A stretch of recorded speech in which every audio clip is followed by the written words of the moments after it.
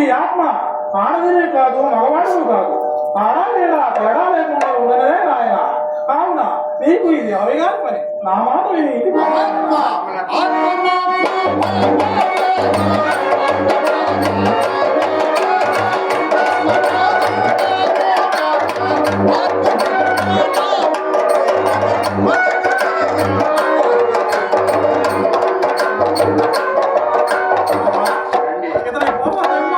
కాబోలు ఇంతగా పాలిస్తున్నాడు. అయినా మనం ఒకసారి పరీక్షించదా?